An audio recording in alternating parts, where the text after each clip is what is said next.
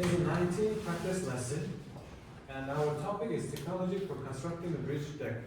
Boyada aytganimizdek, mavzuyimiz ko'prik qatnov qismi elementlarini va konstruksiyalarni qurish texnologiyasi.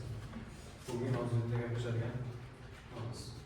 Okay, construction of the roadway of reinforced concrete bridges. Yani o'shani demak qurish jarayoni haqida. The moving part of a span structure is defined as a set of structural elements that receive the action of a moving load and transmit it to the supporting part of the span structure. Bu ko'prik qatnov qismi elementlari mustahkamligi bizga nimaga muhim? Sababi u avtomobillardan tushayotgan harakatlanadigan yuklarni nima qilish kerak? Tayanchlarga uzatib berish kerak bo'ladi.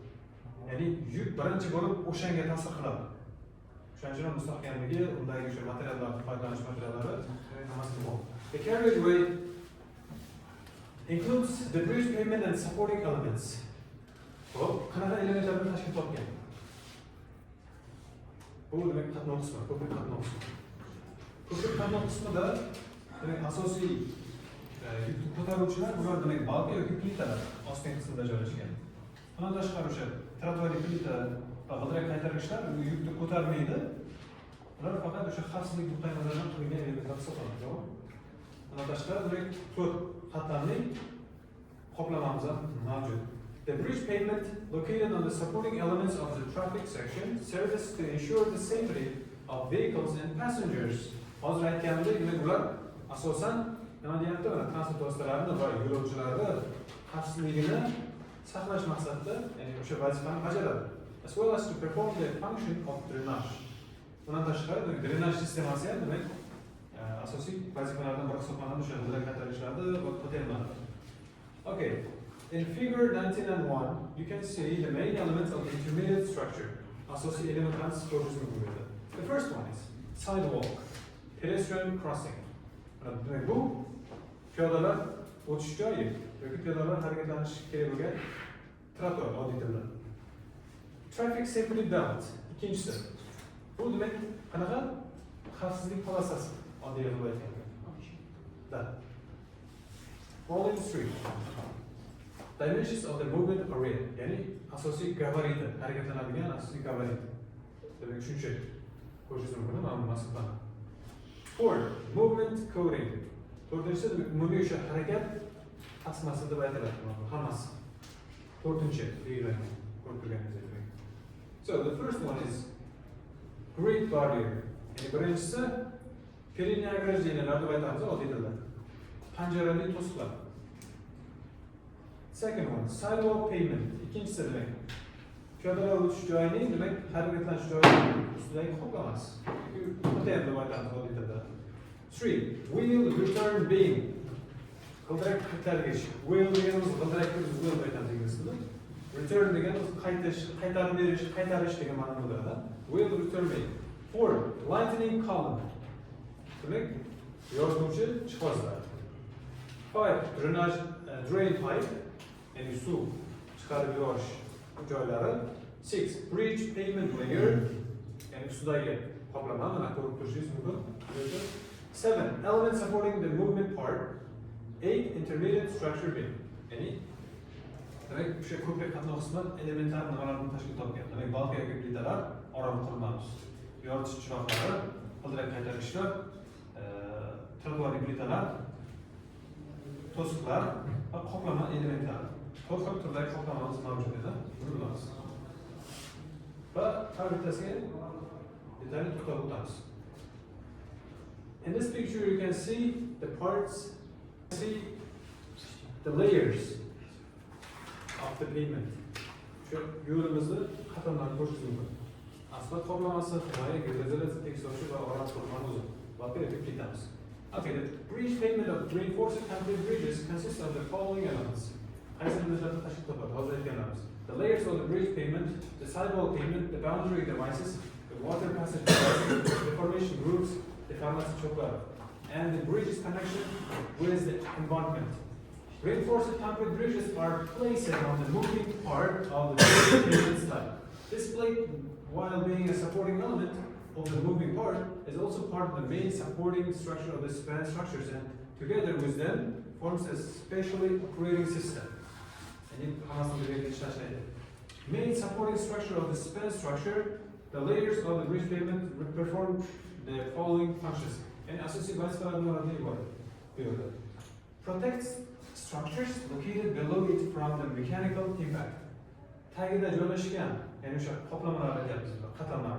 Tagida joylashgan konstruksiyani nimasini yukdan, mexanik ta'sirlardan himoya qilish maqsadida. Himoya qilish. Protects structures located below it from atmospheric moisture and serves as a waterproofing. Mana tashqari buning gidroizolyatsiya vazifasini bajaradi, o'sha elementlar hammasi birgalikda.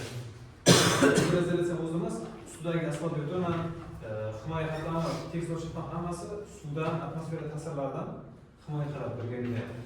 Sababi undan tashqari hozirgi paytda shunaqa betonlar borki, tarkibida ya'ni o'sha o'zidan suvni o'tkazmaydi. U turdagi betonlardan foydalanadigan bo'lsak, bizda ko'pincha gidroizolyatsiya ishlatishda demak hojat yo'q bunga. Shunaqa betonlar ham bor hozirgi paytda. Uni ham keyinchalik agar ko'rib o'tamiz qiziq bo'lsa. Ensures the convenience of movement. Undan tashqari harakatlanishga qulay imkoniyat yaratadi. The bridge pavement consists of the following layers: a leveling layer, waterproofing, a protective layer, and a covering. Boyatganlarimiz uchun asoslangan himoya gidroizolyatsiya tekshirish qatlamlaridan iborat. This one. In this picture, you can see the waterproofing process. Yani şu gidroizolyatsiyani yotish jarayonlarini ko'rish mumkin. Qizdirib yotqizish jarayoni. Rulonli gidroizolyatsiyamizda. Bu demak O'zbekiston sharoitida ham shu tartibda qilinyapti hozirgi paytgacha. Tag qismida o'sha gidroizolyatsiyamizda eruvchan betonning chasti bor. Uni qizdirish orqali demak qoplamaga birgalikda yopishib, ya'ni adheziya tuzadi, ancha yaxshi bo'ladi. The leveling layer under the waterproofing is made of concrete or cement sand mixture. Their thickness should be less than 30 millimeters. Yani gidroizolyatsiyaning tagida joylashgan tekstilchi qatlamimiz 30 millimetrdan kam bo'lmasligi kerak deyapti qanday. 30 millimetr kam. Sal undan kattaroq bo'lsa zarar qilmaydi, lekin juda ham katta bo'lib ketmasligi kerak, sababi qo'shimcha yuk o'sha. Okay, waterproofing is placed on the leveling layer. High quality materials are used for waterproofing on large bridges as well as in areas with heavy rainfall. Ayniqsa katta ko'priklarda, bundan tashqari yog'ingarchilik darajasi yuqori bo'lgan hududlardagi ko'prik inshootlarida sifati mustahkamroq bo'lgan suv, o'sha gidroizolyatsiya materiallaridan foydalanishimiz kerak deb aytilyapti. Ya'ni ko'prigingiz katta bo'lsa va yog'ingarchilik darajasi yuqori bo'lsa, demak sifati yaxshi bo'lishligi juda ahamiyatli. A protective pan made of cement and sand mixture or fine grained concrete is placed on top of the waterproofing. Ya'ni uni ustidagi o'sha gidroizolyatsiya ustiga yotqiziladigan himoya qatlamini gap ketadi. The protective layer degan shu himoya qatlami. Serves to protect waterproofing and coating from possible mechanical impacts during installation and repair. Bu demak himoya qatlami qurilish jarayonida yoki asfalt beton yotqizishda demak konstruksiyamizni tashqari gidroizolyatsiyamizda har xil mexanik ta'sirlardan himoya qilish maqsadida qilinadi. O'zi nomidan ham aniq ko'rinib turibdi, himoya qatlami. The protective layer is usually reinforced with steel grids made of 2.5 millimeters diameter wires with a pitch of 45 millimeter and a width of 1,500 millimeters. Yani o'sha himoya qatlami odatda armiraga qilinadi.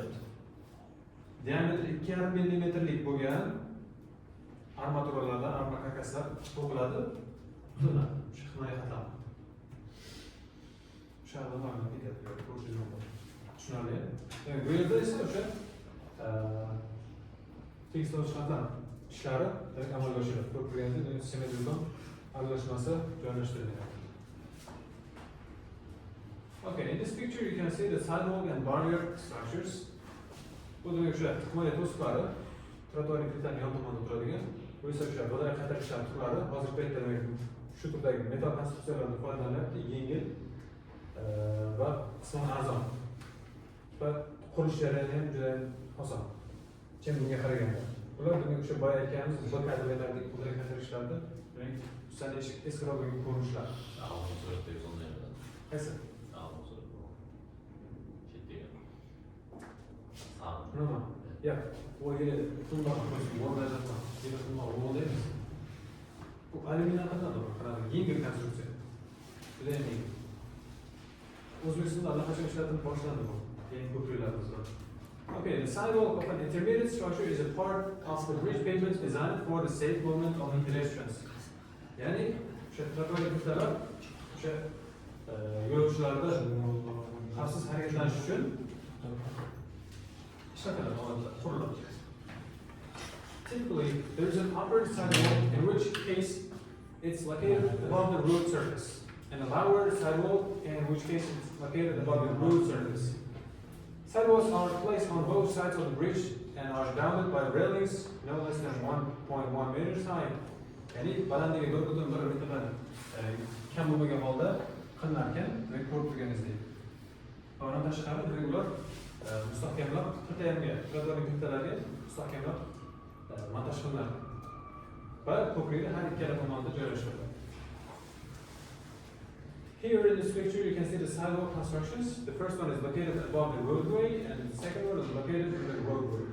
Bular hozirgi paytda juda ham kam ishlatiladi. Bu eski ko'priklarda ko'rishingiz mumkin bo'lgan trotuar plitalar shakli hozirda umuman boshqacha turdi shakli. Bunaqa murakkab emas, oddiy konstruksiya hozirgisi. Bu juda ham qulay. Ixcham zavodda ishlab chiqarish ham oson. Nisbatan yengil.